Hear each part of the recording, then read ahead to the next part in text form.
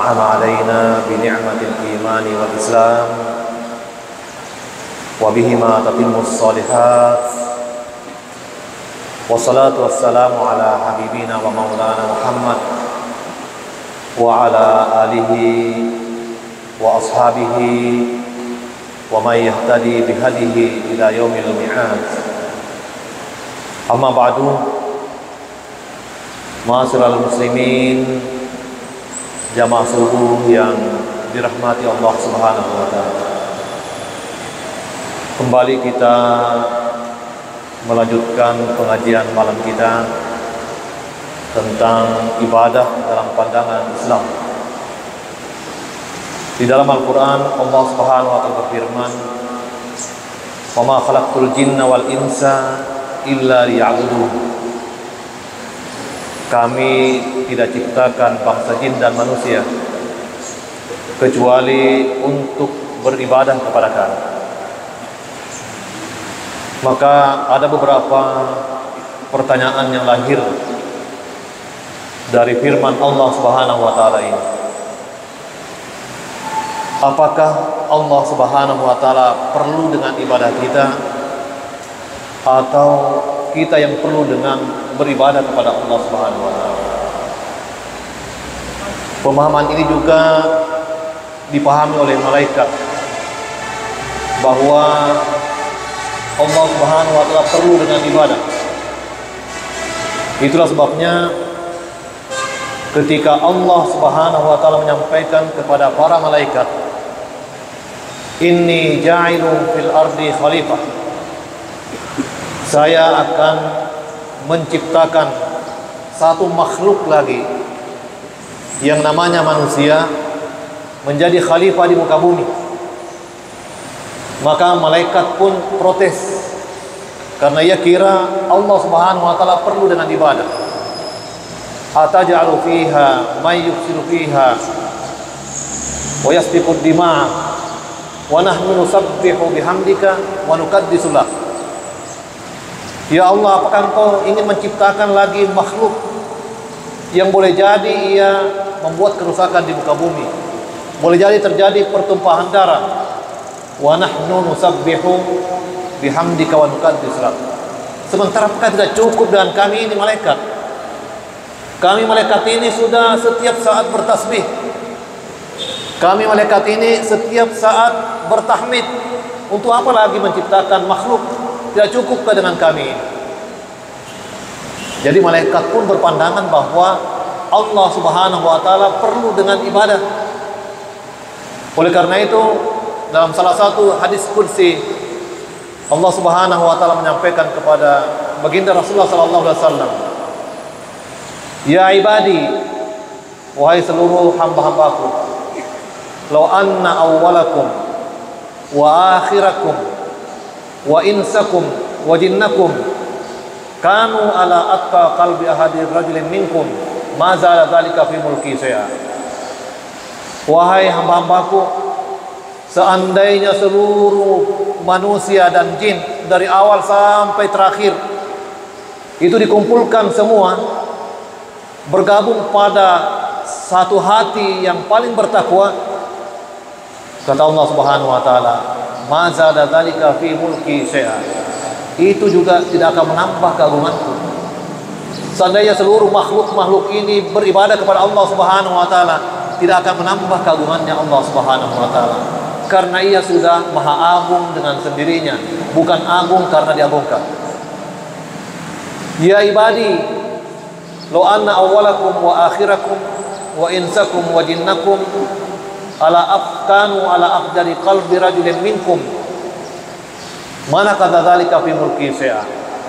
Sebaliknya, wahai hamba-hambaku, seandainya seluruh manusia dan jin, dari manusia pertama, dari jin pertama sampai manusia terakhir dan jin terakhir, semuanya gabung menjadi orang yang paling jahat, yang paling durhaka, mana kata dzalika fi mulki syai'a. Itu juga tidak akan mengurangi keagunganku. Itu berarti bahwa Allah Subhanahu wa taala tidak perlu dengan ibadah. Yang perlu dengan ibadah adalah kita manusia ini. Yang perlu dengan bertasbih, bertahmid adalah hamba-hambanya Allah Subhanahu wa taala. apalagi kita manusia. Seperti yang saya sampaikan tadi malam, bahwa kita manusia ini adalah makhluk yang paling lemah di antara seluruh makhluk Allah Subhanahu wa taala. Maka perlu kita beribadah, perlu kita mendapatkan dukungan kepada Allah Subhanahu wa taala yang Maha Iradah dan Maha Kudrat. Jamaah subuh yang dirahmati Allah Subhanahu wa taala. Mari kita lihat kenapa kita manusia perlu dengan ibadah. Kita manusia ini pada garis besarnya terbagi pada dua bagian. Ada jasmani kita, ada rohani kita. Jasmani kita itu berasal dari tanah. Rohani kita merupakan pemberian daripada Allah Subhanahu wa taala. Oleh karena itu keduanya ini tidak akan sehat. Keduanya ini tidak akan bertahan kecuali dia terkonek, terhubung dengan asal kejadiannya. Jasmani kita Bapak dan Ibu berasal dari tanah. Itulah sebabnya setiap saat kita senantiasa lapar dan dahaga, agar supaya jasmani kita terhubung dengan tanah. Sebab seluruh yang kita makan, seluruh yang kita minum, itu asalnya dari tanah. Maka seluruh keperluan jasmani kita, apakah itu zat besinya, vitaminnya, dan yang lain-lain, itu seluruhnya berasal dari tanah. Kalau ada manusia yang tidak lagi terkonek, tidak lagi terhubung dengan asal kejadiannya, dengan tanah, maka sedikit demi sedikit dia mulai kurus, dan sedikit demi sedikit dia akan sakit, sedikit demi sedikit kemudian dia akan mati pelan-pelan, karena asal kejadian jasmaninya tidak lagi terhubung dengan tanah. Jamaah subuh yang dirahmati Allah Subhanahu wa taala. Begitu juga rohani kita. Rohani kita ini karena merupakan pemberian Allah Subhanahu wa taala, maka dia perlu terkonek dengan Allah Subhanahu wa taala, perlu terhubung dengan Allah Subhanahu wa taala. Kalau ada orang yang putus hubungannya dengan Allah Subhanahu wa taala, maka yang akan terjadi adalah rohaninya sedikit demi sedikit menjadi kurus. Rohaninya akan menjadi sakit-sakitan. Rohaninya tidak lama kemudian akan mati rohaninya. Maka yang hadir adalah jasmani saja yang berupa manusia, yang rohaninya tidak lagi hidup. Jadi yang perlu dengan ibadah ini bukan Allah Subhanahu wa taala, tetapi yang memerlukan Allah Subhanahu wa taala adalah kita makhluknya.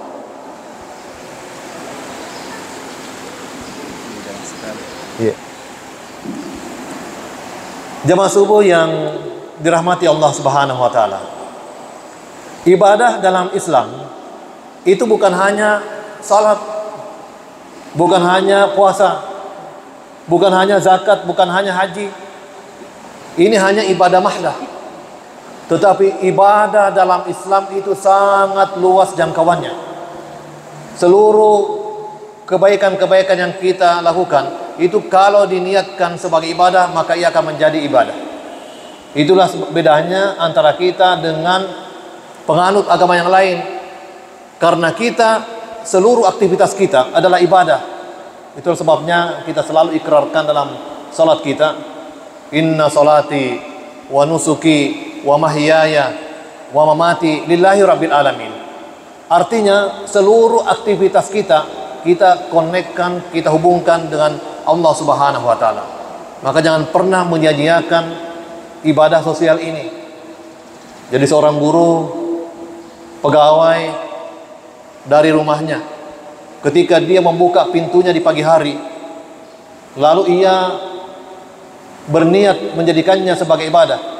Bismillahirrahmanirrahim. Dia keluar daripada rumahnya dengan niat yang buruk, agar supaya anak-anak bangsa ini, agar supaya anak-anak muslim menjadi cerdas dan dekat dengan Allah Subhanahu wa taala. Maka guru tersebut ketika dia menjalankan rutinitasnya, di samping dia menjalankan rutinitasnya setiap hari, maka pada saat yang sama dia menjadi ibadah itu. Sejak dia keluar daripada rumahnya sampai nanti kembali ke rumahnya, itu terhitung ibadah di sisi Allah Subhanahu wa taala. Kalau ia meninggal dalam pekerjaannya, dalam pandangan orang lain dia meninggal begitu saja, tetapi dalam pandangan Allah Subhanahu wa taala dia meninggal dalam keadaan beribadah kepada Allah Subhanahu wa taala. Ibu-ibu di belakang, kalau bangun masak sahur untuk suami kita, jangan hanya sekedar masak, tapi niatkan itu menjadi ibadah. Jangan mengharap balasan dari suami, tetapi jadikanlah sebagai ibadah. Maka ibu-ibu yang memasak sahur, ya, ketika dia memulai dia memasak sampai nanti selesai mencuci piring, itu terhitung ibadah di sisi Allah Subhanahu wa taala. Kalau ada ibu-ibu yang sementara masak lalu kemudian kembali menghadap Allah Subhanahu wa taala, hanya orang mengatakan bahwa dia mati di dapur. Padahal sesungguhnya dia mati dalam keadaan beribadah kepada Allah Subhanahu wa taala. Jadi tidak ada aktivitas kita dalam kehidupan sehari-hari ini, kalau kita niatkan itu hubungkan dengan Allah Subhanahu wa taala, kecuali ia menjadi ibadah di sisi Allah Subhanahu wa taala. Itulah sebabnya dalam surah At-Tin, yang dilihat oleh Allah Subhanahu wa taala itu dalam masa produktif kita, di masa sehat kita, di masa kita menjabat, di masa kita punya harta, apa yang kita lakukan? Kalau di masa sehatnya, kakinya selalu dilangkahkan datang ke masjid. Ketika dia berada pada asfala safilin, dia tidak lagi bisa jalan, tidak bisa lagi menghadiri salat subuh, walahum ajrun ghairu mamnun. Maka Allah Subhanahu wa taala tetap akan berikan orang itu pahala sama seperti pahala ketika dia masih sehat datang ke masjid, meskipun dia tidak produktif lagi. Ketika orang itu memiliki harta benda, di masa dia memiliki harta benda, dia rajin untuk bersedekah, berinfak, membantu orang lain, menolong orang lain. Ketika dia jatuh bangkrut, dia miskin, bukan itu yang dilihat oleh Allah Subhanahu wa taala. Tetapi yang dilihat oleh Allah apa yang dia sumbangkan ketika di masa dia memiliki rezeki dari Allah Subhanahu wa taala. Falahum ajrun ghairu mamnun. Ketika meskipun dia jatuh bangkrut, itu tetap akan terhitung sebagai ibadah di sisi Allah Subhanahu wa taala. Jamaah subuh yang dirahmati Allah Subhanahu wa taala. Oleh karena itu, ibadah dalam ajaran Islam itu sangat luas sekali. Segala bentuk aktivitas kita kalau itu diniatkan kebaikannya untuk Allah Subhanahu wa taala, maka itu adalah menjadi ibadah di sisi Allah Subhanahu wa taala. Jadi ini mapasikolai, jangan kita pernah mengharapkan balasan apa-apa dari anak kita. Karena bisa jadi kita kecewa. Bisa jadi ketika anak kita sudah menikah lebih perhatian pada istrinya dibanding kita. Boleh jadi yang perempuan sudah menikah lebih ikut pada suaminya dibanding kita. Jadi kalau kita menyekolahkan anak kita, niatkan itu sebagai ibadah di sisi Allah Subhanahu wa taala. Kita tidak perlu menunggu balasan dari anak kita. Maka seluruh pengeluaran kita itu akan menjadi amal jariah. Meskipun kita sudah tidak berada di dunia ini, tetapi pahala kita akan mengalir terus. Karena yang kita lakukan adalah dalam rangka beribadah kepada Allah Subhanahu wa taala. Ibadah mahdah, Bapak dan Ibu, itu hanya bagian kecil saja daripada ibadah. Kita salat, kita zakat, kita berpuasa, itu pun ibadah mahdah ini kalau tidak ada dampak sosialnya, itu juga tidak sempurna. Mafatuki masempajang, tetapi tidak ada dampak sosialnya.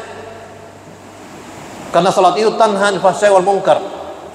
Kita rajin salat tapi tidak ada dampak sosialnya, itu juga tidak sempurna ibadah kita. Tidak menghalangi kita untuk melakukan hal-hal yang buruk. Puasa kita lakukan tetapi tidak ada dampak sosialnya, tidak tercipta itu perasaan sensitif kita kepada sama kita makhluk, tidak tercipta kesabaran dalam diri kita dalam menghadapi segala masalah, maka ibadah puasa kita juga kurang pahalanya. Karena yang dilihat adalah bagaimana dampak daripada ibadah itu. Begitu juga ibadah zakat, ibadah haji, semuanya akan kurang pahalanya ketika ibadah mahdah itu atau ibadah yang langsung kepada Allah Subhanahu wa taala tidak memiliki dampak sosial. Oleh karena itu Bapak dan Ibu, ibadah dalam ajaran Islam itu adalah sangat-sangat luas, sehingga kemudian tidak ada alasan bagi hamba Allah Subhanahu wa taala untuk tidak beribadah dalam kehidupan sehari-harinya. Itulah sebabnya Allah berfirman, "Wa ma khalaqtul jinna wal insa illa liya'budun." Meskipun ini khabariyah, meskipun ini pemberitaan daripada Allah Subhanahu wa taala, tetapi sesungguhnya di baliknya itu bermakna insai, bermakna perintah bahwa wahai bangsa jin, wahai bangsa manusia, sesungguhnya seluruh aktivitas kamu niatkanlah itu senantiasa menjadi ibadah di sisi Allah Subhanahu wa taala. agar supaya tidak ada sesuatu pun yang kita lakukan menjadi sia-sia, tetapi semuanya akan bernilai pahala di sisi Allah Subhanahu wa taala. Jemaah subuh yang dirahmati Allah Subhanahu wa taala, sekira inilah yang sempat saya sampaikan pada pengajian subuh ini. Saya tidak tahu apakah di masjid ini ada tanya jawab atau tidak ada kalau pengajian subuh. Kalau tidak ada saya akhiri, kalau ada pengajian tanya jawab kita lanjutkan dengan tanya jawab. Baik masalah-masalah yang tadi malam apapun pada pagi hari ini. Selanjutnya saya kembalikan kepada panitia apakah saya harus mengakhiri atau ada tanya jawab. Hadanallahu wa iyyakum ajma'in. Wassalamualaikum warahmatullahi wabarakatuh.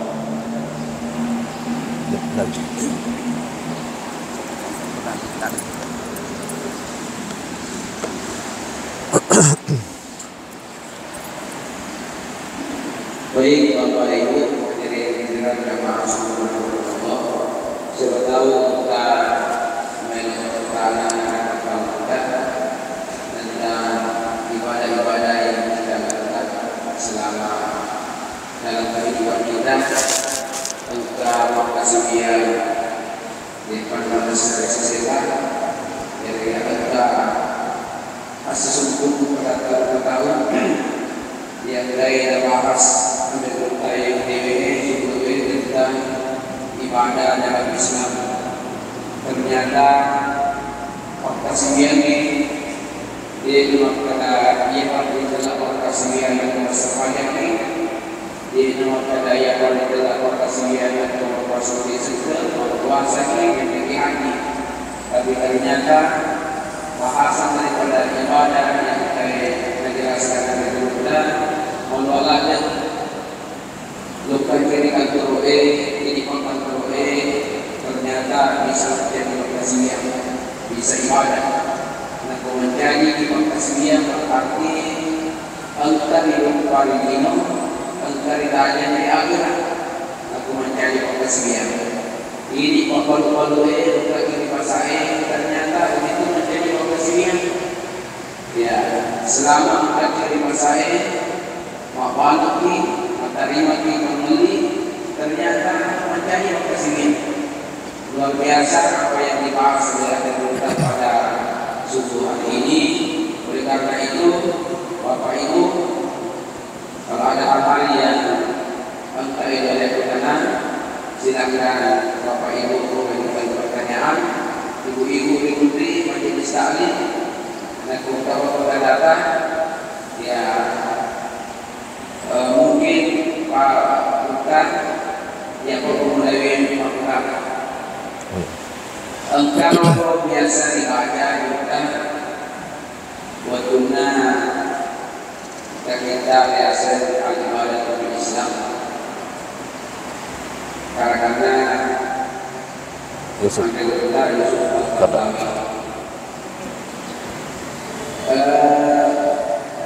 jalanan yang zaman sesuatu namun ingin mencari kasihnya. Apakah umpamanya dia sebagai kantor itu jamaah dan itu jamaah ibadah materi. Nah, sebab kasihnya itu maksudnya apakah cocok dia saya jalankan seperti itu atau bagaimana kita? Nah, sebab termasuk itu kasihnya dijelaskan pada suku ini maka luka ini kan terlalu luka kiri pasai luka kiri dan bumi luka kiri dan air pakasih itu maksudnya apakah yang menjadi sesuatu yang menjama hanya menjama yang ibadah mahadai. Nah, sebab pakasih itu bagaimana sebenarnya? Terima kasih. Ya baik, terima kasih banyak. Terima kasih banyak sudah menyampaikannya dalam bahasa Bugis. Dia melengo bahasa Bugis ku macaram. Jadi pertanyaan yang luar biasa. Jadi ini Rufatawe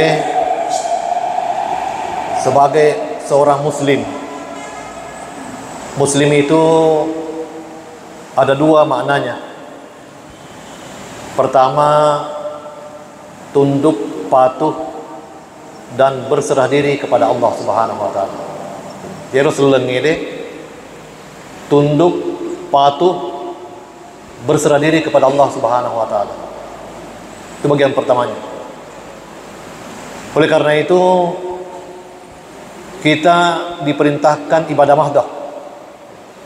Kayak sesempajang, seke, puasa, haji. Ini semua adalah dalam rangka ketundukan kita dan kepatuhan kita kepada Allah untuk mendapatkan rahmatnya Allah Subhanahu wa taala. Na perintaki masempajang, na perintaki mapuasa, na perintaki maseke, menre haji, itu sebenarnya adalah ujian. Ada betulkah hambaku ini tunduk, patuh, dan berserah diri kepada Allah Subhanahu wa taala agar supaya saya bisa berikan rahmat? Jadi meskipun sininna jama-jamata fakasilian, itu belum cukup, karena kita belum menunjukkan ketaatan dan kepatuhan kita kepada Allah Subhanahu wa taala. Coba lihat Bapak dan Ibu, ketika Allah Subhanahu wa taala perintahkan kepada malaikat, usjudu li Adam, sujudlah di Adam, malaikat fasajadu sebagai bentuk tunduk, patuh, dan berserah diri kepada Allah Subhanahu wa taala. Tapi di tengah-tengahnya ada satu makhluk yang tetap berdiri. Dan kali ini perintah Allah taala itu iblis yang berasal dari bangsa jin. Apa yang terjadi? Keluar daripada rahmatnya Allah Subhanahu wa taala gara-gara tidak tunduk, patuh, dan berserah diri kepada Allah Subhanahu wa taala. Jadi perintah masempajang, maka sewiyang, masempajang, maseke, mapuasa, itu adalah ujian bagi kita. Apakah kita benar-benar sebagai seorang muslim yang tunduk, patuh, dan berserah diri kepada Allah Subhanahu wa taala? Coba lihat Bapak dan Ibu. Dari komendre ki haji, iku matawaf ki agar Ka'bah, Baitullah. Batu. Baik batu yondroi magulili. Nareko letu ki rukun Yamani. Isa usahafu rukun Yamani. Apa itu rukun Yamani? Batu. Jo kaki letu siki di Hajarul Aswad, kita cium itu Hajarul Aswad. Apa itu Hajarul Aswad? Batu. Kata Umar radhiyallahu anhu, seandainya saya tidak melihat baginda Rasulullah sallallahu alaihi wasallam menciummu wahai Hajarul Aswad, saya tidak akan cium kamu, karena saya tahu kamu tidak memberikan manfaat dan tidak memberikan madarat. Tapi karena witai fanglutta Nabi Muhammad sallallahu alaihi wasallam cium kamu, maka saya menciumnya karena saya mengikuti baginda Rasulullah sallallahu alaihi wasallam. Purki matawaf, kita salat di belakangnya makam Ibrahim. Apa itu makam Ibrahim? Batu juga, tempat berpijaknya Nabi Ibrahim alaihissalam ketika membangun Ka'bah. Ketika orang dari Arafah ke Mina singgah di Musdalifah, mengambil apa yang diambil? Batu-batu yang diambil untuk apa? Untuk melontar. Ketika sampai di Mina, kita melontar jamrah Aqabah pada hari ke-10 dan berikutnya jamrah ula dengan wusta. Apa yang lempar? Batu juga. Kalau orang lain yang lihat kita Bapak dan Ibu bilang orang Islam ini tidak waras barangkali, karena batu yang dikelilingi, batu yang diusap, batu dia cium, batu dipakai melontar, batu dilontar. Apakah kita mencium Hajarul Aswad karena kita cinta Hajarul Aswad? Bukan. Apakah kita melempar itu jamrah karena kita marah pada jamrah? Bukan. Tetapi seluruh perbuatan itu kita lakukan dalam rangka ketundukan kita, kepatuhan kita kepada Allah Subhanahu wa taala. Sama seperti kiblat. Kita salat menghadap kiblat Ka'bah bukan karena Ka'bahnya, tetapi karena perintah Allah Subhanahu wa taala. Itulah sebabnya umat Islam ketika dia hijrah ke Madinah diperintahkan oleh Allah Subhanahu wa taala agar kiblatnya mengarah ke Baitul Maqdis, semuanya mengarah ke Baitul Maqdis. 16 bulan kemudian diperintahkan lagi menghadap ke Ka'bah, semuanya menghadap ke Ka'bah. Karena kita dalam rangka tunduk, patuh, dan berserah diri kepada Allah Subhanahu wa taala. Jadi reko aktivitas sehari-hari kita, jamaah-jamaah saja kita jadikan sebagai aktivitas ibadah pakasiwang ribu Allah Subhanahu wa taala itu tidak cukup karena kita tidak melakukan perintah-perintah Allah Subhanahu wa taala. Dan tentu Allah Subhanahu wa taala ketika diperintahkan kepada kita untuk salat, masa panjang, masa puasa, haji bagi orang yang mampu, lalu kita tidak melakukannya, itu berarti kita termasuk hamba yang tidak taat, tidak tunduk, tidak patuh terhadap perintah Allah Subhanahu wa taala. Ya. Sekira demikian Gurta. Ya. Nah. Ya.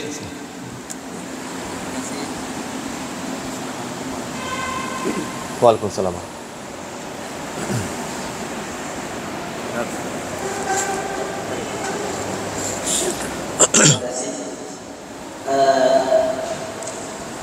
Berbicara masalah konteks ibadah dalam hal ini melaksanakan ibadah yang menjadi rutinitas saat sholat.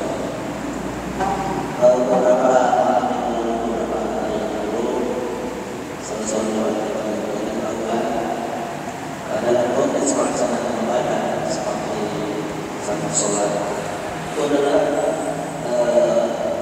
bukan sekadar bagaimana melakukan sholat itu, tetapi bagaimana betul-betul kita berserah diri kepada Allah. Nah, dalam konteks pelaksanaan ibadah yang keluar daripada perintah dari pemimpin itu, bagaimana bentuk dan gambaran yang bisa diberikan sebagai bentuk penyerahan diri karena termasuk juga ibadah dalam hubungan sosial. Itu pertanyaan saya. Terima kasih. Assalamualaikum warahmatullahi wabarakatuh. Ya. Sini teman-teman lebihku engkau hadir. Jadi salat itu yang kita kerjakan mungkin 5 menit saja atau 10 menit saja. Menjaga syarat-syaratnya, menjaga rukun-rukunnya, menjaga keterpenuhan seluruh sunnah-sunnahnya, itu mudah saja. 10 menit bawang. Tetapi yang berat itu adalah salat yang berjalan. Ketika kita selesai salat, maka sesungguhnya adalah nilai-nilai salat itu yang kita pakai jalan. Jadi kita salat sosialnya itu adalah 24 jam. Antara salat dengan salat yang lain, itulah salat yang berat untuk dijaga. Nilai-nilainya. Contoh misalnya, penutup daripada salat kita adalah salam ke kiri dan ke kanan. Kita mengucapkan Assalamualaikum warahmatullahi ke kanan, kita mengucapkan Assalamualaikum warahmatullahi ke kiri. Itu artinya kita memproklamirkan diri kita. Ifan nasawi aleta bahwa ini rupatawe atanna Allah taala ummana Nabi Muhammad sallallahu alaihi wasallam adalah orang yang damai dan selamat. Ilo doang mana sininna makhluk Allah Subhanahu wa taala dari sisi kanan kita sampai di ujung dunia untuk selamat. Kita doakan semua yang ada di kiri kita, seluruh makhluk-makhluk Allah Subhanahu wa taala untuk selamat. Jadi simbol kita sebagai seorang muslim yang kita ikrarkan dalam salat kita bahwa kita ini adalah pribadi yang damai dan selamat.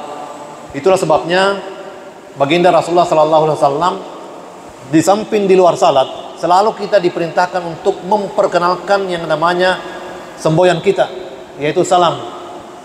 Tamaki ribolai mampir seleki. Padahal tidak ada orang di situ. Kita berjumpa dengan orang, kita kenal atau tidak kenal, kita mengucapkan salam. Assalamualaikum warahmatullahi wabarakatuh. Itu artinya di samping kita memperkenalkan diri kita bahwa saya seorang muslim yang salat, saya mempraktikkan kehidupan damai itu dalam kehidupan saya sehari-hari.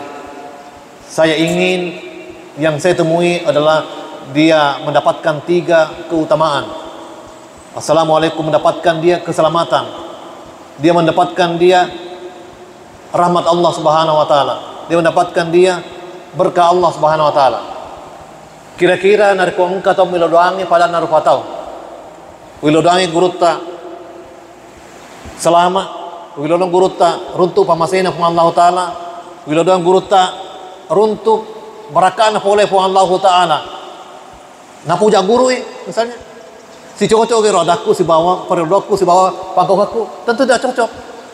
Maka seorang muslim itu semestinya dia adalah cinta, damai dan keselamatan. Sehingga baginda Rasulullah sallallahu alaihi wasallam ketika beliau hijrah ke Madinah, berkumpullah seluruh orang yang sudah beriman, yang sudah berislam datang menemui Rasulullah sallallahu alaihi wasallam. Yang belum beriman datang mau lihat bagaimana bentuk Rasulullah sallallahu alaihi wasallam itu, yang mengatakan dirinya nabi. Lalu ketika berkumpul semua orang di situ, pesan pertama yang disampaikan oleh Rasulullah sallallahu alaihi wasallam adalah, ya ayuhan nas, afsus salam wa at'imut ta'am wa sallu wan nasu niyam tadkhul jannata bisalam. Sininna rupatawe, ya, karena ada yang beriman, ada yang belum. Sininna rupatawe afsus salam. Simbol kami orang Islam adalah sebarkan itu ke kedamaian. Jadi di mana kita berada, kita sedapat mungkin bahwa kita ini adalah orang yang damai, kita selamat. Jangan sebaliknya. Dari kong kaki hadere, makiri-kiri mana timita ki. Dari kong kaki hadere, mahon di do cini nanti mangkalinya ada data. Menyaman nyawana bali bolata ku deki gagah. Ya, jadi afsus salam itu yang pertama dulu. Nilai-nilai salat ini kita lakukan dalam kehidupan kita sehari-hari. Wa at'imut ta'am, kata baginda Rasulullah SAW, biasakan untuk mentraktir. Ya. Mapandre. Ya. Jadi bahasa kerennya mentraktir. Itu si ini maka kuangi nareko itraktirki nareki baru senaki. Tas minggu cerita wah seruntuk ka guru taku pangke poina tika manrek hotel ensanya. Itu kita cerita. Padahal kata Rasulullah, wa at'imu ta'am, biasakan untuk memberi. Apa artinya? Artinya ini rupa tawe, ini umat selengena suruh Nabi Muhammad sallallahu alaihi wasallam majama, bekerja keras. Nah sama aku ya beraku dia ke ibu liang. Faqidu syai' la yutihi. Orang yang tidak punya apa-apa tidak mungkin memberi. Malah yang likun nisabah la yuzakki. Orang yang tidak punya harta satu nisab tidak mungkin berzakat. Jadi kita perintah untuk mentraktir, perintah untuk mengeluarkan zakat, perintah untuk berinfak, bersedekah. Itu artinya bekerja keraslah supaya kamu menjadi seorang muslim yang memiliki apa-apa supaya bisa memberi. Wasallu wan nasu niyam, bangunlah salat di saat orang terlelap tidur. Tadkhul jannata bisalam, niscaya engkau akan masuk ke dalam surga dalam keadaan selamat. Jadi ibadah itu baru ada efeknya kalau ibadah itu kita bawa ke kehidupan sosial kita. Jadi sekali lagi, sembahyang itu 10 menit itu sebentar saja dijaga semua rukun-rukunnya. Tetapi yang paling berat itu menjaga salat kita di antara salat kita. Kehidupan kita sehari-hari, betulkah kita hamba yang tunduk patuh berserah diri? Betulkah kita hamba yang damai dan cinta keselamatan terhadap orang lain? Itulah sebabnya para teroris itu sebenarnya sangat-sangat bertentangan dengan nilai-nilai ajaran Islam. Ya. Orang yang tidak mau melihat orang lain bahagia sangat bertentangan dengan nilai-nilai Islam. Itu dulu yang harus, prinsip keislaman itu yang harus dipegang itu. Ketika kaitannya dengan Allah Subhanahu wa taala, maka prinsipnya adalah tunduk, patuh dan berserah diri kepada Allah Subhanahu wa taala. Dan ketika hubungan kita dengan sesama manusia, prinsipnya adalah damai dan keselamatan. Ya. Baik.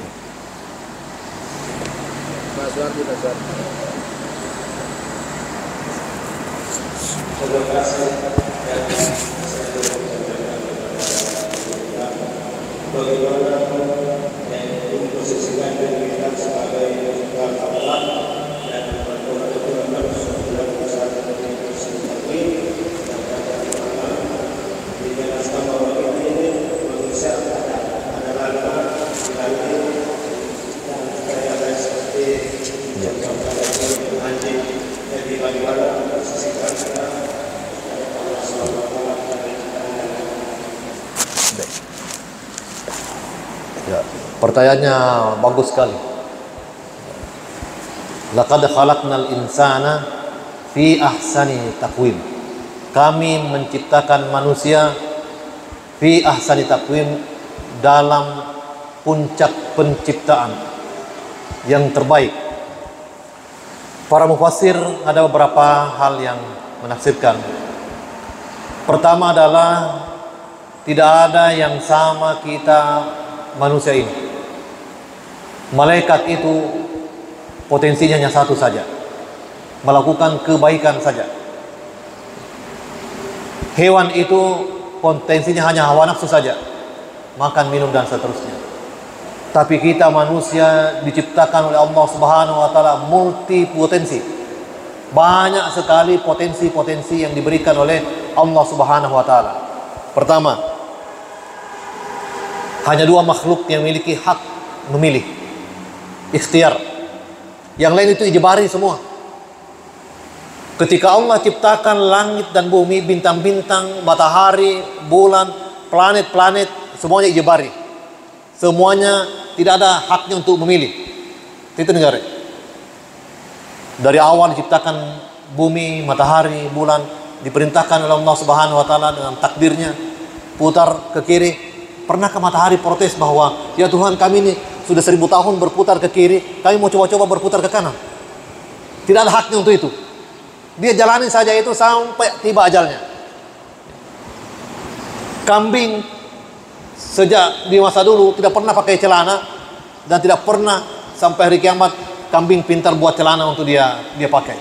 Potensinya itu saja. Burung kalau dia pintar buat sarang, itu saja sarang dia bisa buat, karena itu diberikan potensi. Tapi kita manusia dengan bangsa jin diberikan oleh Allah Subhanahu wa Ta'ala hak ikhtiar. Boleh iya, boleh tidak. Tidak negara. Disuruh puasa bulan suci Ramadan, engkau mau buka parucoto, engkau mau tudah mau cubu-cubu manreso, disuruh mas sempajang, engkau tidak sempajang, karena hak ikhtiar. Tetapi ingat, di balik hak ikhtiar itu Allah ciptakan surga dan neraka hanya untuk bangsa jin dan manusia, bukan yang lain. Malaikat itu hanya panitia di surga, hanya meladeni manusia saja di surga. Di neraka hanya panitia saja. Tapi surga dan neraka diciptakan bagi makhluk yang memiliki ikhtiar, yaitu manusia. Kita yang masuk ke dalam surga, manusia juga yang masuk ke dalam neraka, karena ada hak ikhtiar kita. Jadi kalau kita pergunakan dengan sebaik-baiknya hak kita untuk memilih, maka kita juga diberikan pahala oleh Allah Subhanahu wa Ta'ala. Coba lihat kesempurnaan kita Bapak dan Ibu. Meskipun di balik kelemahan kita, tadi malam sampaikan daya penciuman kita hanya beberapa saja kita bisa cium, tapi anjing bisa mencium jutaan bau. Mata kita hanya terbatas, tetapi elang di ketinggian yang jauh dia bisa kemudian melihat tikus yang berlari di bawah. Lumba-lumba di kejauhan bermil-mil, bunyi sedikit dia bisa dengar. Tetapi siapa yang memanfaatkan itu semua? Manusia yang memanfaatkan semua. Burung bisa terbang, manusia buat pesawat bisa terbang. Ikan bisa menyelam di laut, manusia buat kapal selam bisa menyelam di laut. Tidak ada yang dikerjakan makhluk lain kecuali manusia bisa melakukannya. Fi ahsani taqwim, karena kita diberikan akal oleh Allah Subhanahu wa Ta'ala. Hanya saja akal itu harus dikonekkan, harus dihubungkan dengan Allah Subhanahu wa Ta'ala. Itulah sebabnya ayat yang pertama turun adalah perintah untuk mengkonekkan atau menghubungkan segala aktivitas kita dengan Allah Subhanahu wa Ta'ala. Iqra bismi rabbikal ladzi khalaq. Harus dengan nama Tuhan. Jadi ketika tidak menggunakan nama Tuhan, maka semuanya itu kembali asfala safilin. Kita akan menjadi makhluk yang paling rendah, paling hina, bahkan lebih hina daripada binatang yang diciptakan oleh Allah Subhanahu wa Ta'ala. Coba lihat Bapak dan Ibu. Nabi Daud alaihissalam itu pernah suatu saat dia duduk-duduk, tiba-tiba lewat cacing di depannya, cacing merah. Ulati, tidak tahu bahasa pangkepnya apa. Lati. Lewat itu, tiba-tiba terbesik dalam hatinya Nabi Daud. Agak tua sih pengalatan ke pancaji, kolo-kolo perwadi, merayap itu tidak ada gunanya. Nah, tapi didengar itu, karena pendengarannya ini sama seperti kita. Kalau kita terbatas pendengaran kita, dia pendengarannya meskipun berbisi-bisi, dia dengar. Bilang, Daud, katanya, Daud, kamu hina saya, tetapi saya ini bertasbih tidak kurang 1000 kali dalam sehari. Kamu apa yang kamu lakukan? Nah, sadarlah Nabi Daud alaihissalam. Ternyata gara-gara tasbihnya itu Lati, Bapak dan Ibu, Tidak ada namanya tanah yang kuat. Kalau dia mau lewat, biar batu di situ hancur juga kalau dia mau lewat. Padahal itu latih. Ipasemi bawa polo. Ipasemi bawa. Tapi kalau dia lewat di tanah, tidak ada tanah yang kuat. Semua itu dilewati oleh latih di bawah tanah. Dengan enzimnya bisa menghancurkan itu tanah-tanah karena tasbihnya ulati tersebut. Oleh karena itu, kita menjadi ahsana takwim ketika itu terkonek dengan Allah Subhanahu wa taala, tapi kita menjadi asfala safilin ketika hubungan kita putus dengan Allah Subhanahu wa taala. Ya.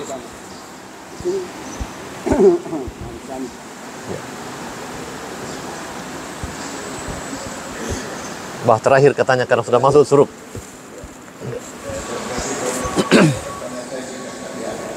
Karena saya baca buku Ibnu Masri mengenai ibadah dengan gerakan-gerakan yang kita lakukan dalam salat. Terima kasih.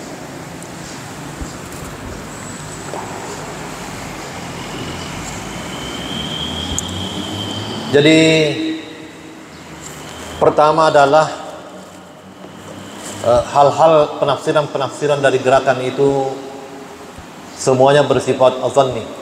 Artinya hanya pendekatan-pendekatan yang dilakukan oleh ulama. Jadi pendekatan-pendekatan saja bersifat zanni, tidak ada yang qat'i bahwa itulah sesungguhnya yang diinginkan oleh Allah Subhanahu wa taala lewat gerakan kita itu. Hanya pendekatan-pendekatan zanni. Maka kemudian misalnya ahli saraf menghubungkannya dengan saraf, yang ahli tasawuf menghubungannya dengan tasawuf. Rokoi asal kejadiannya ini, sujud asal kejadiannya ini. Jadi yang dari filsafat juga menghubungkannya dengan itu karena sifatnya bersifat zanni. Oleh karena itu kalau kita mau selamat, tidak usah kita terlalu memberatkan pikiran-pikiran kita dengan apa tujuan dan gerakannya. Cukup kita berprinsip bahwa saya seorang muslim, tunduk patuh dan berserah diri kepada Allah Subhanahu wa taala. Tasuruka puas rokok, rokok kak. Tasuruka sujud kak. Tasuruka duduk di antara dua sujud, saya duduk di antara dua sujud. Tasuruka tetok kak. Sebab itu salat adalah bentuknya manusia Bapak Ibu. Rupa tahu ini di jamai. Kusahapi gere tasuro rokok, nulai rokok, dan nulai rokok. Atau duduk di antara sujud dan nulai. Ya, memang hanya manusia yang bisa mengerjakan salat. Itulah sebabnya pandita tamakada ia harus sempajangi sesungguhnya bentuknya sama dengan manusia. Karena hanya manusia yang bisa melakukan, makhluk-makhluk yang lain tidak bisa melakukannya. Jadi sempajangnya itu adalah sama seperti kita manusia.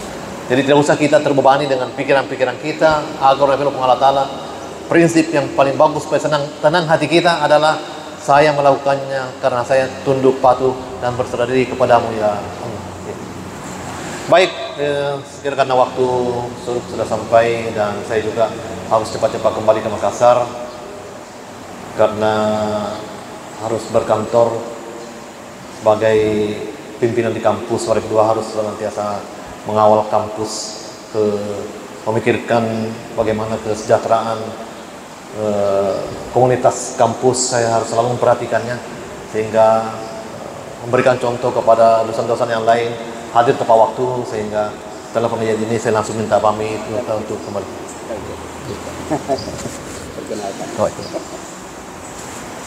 Baik, Bapak Ibu hadirin hadirat, alhamdulillah setelah kita pengajian subuh di subuh yang ke-24 bulan suci Ramadan ini, perlu kapan memperkenalkan beliau di hadapan kita. Beliau adalah wakil rektor Universitas Islam Negeri Makassar. Alauddin.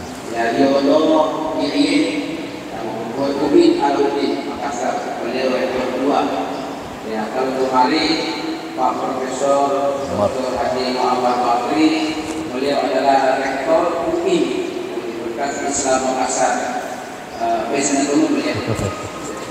Kemudian beliau juga adalah pengurus wilayah dan Dakwah Wal Irsyad. Ya, dan jabatan beliau ketua Ikatan Cendekiawan Alumni Timur Tengah. Ya, semua yang berasalnya memang masih sekolah di Mesir, Saudi Arabia, Mekah, dan sebagainya Timur Tengah, beliau adalah ketuanya.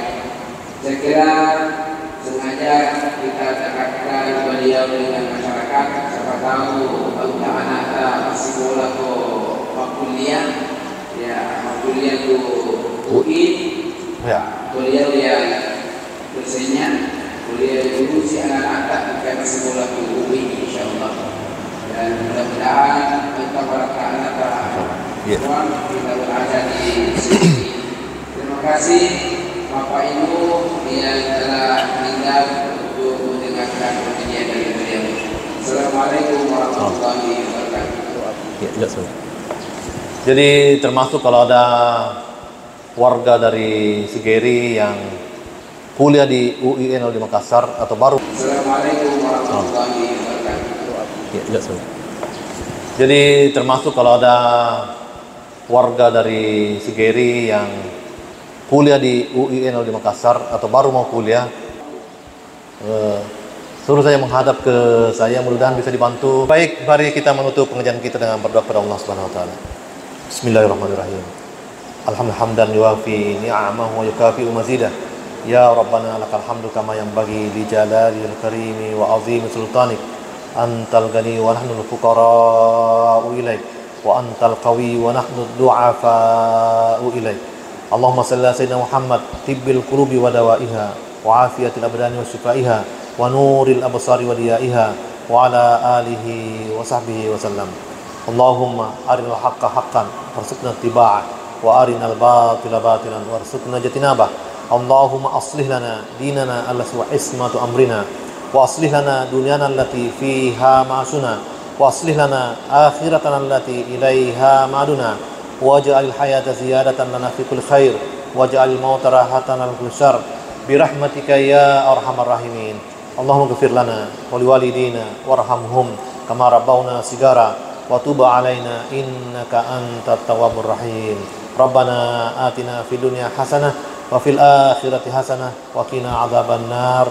Subhana rabbika rabbil izzati amma yasifun wa salamun al mursalin walhamdulillahi rabbil alamin. Al-Fatihah. Bismillahirrahmanirrahim. Iya. Wassalamualaikum warahmatullahi wabarakatuh.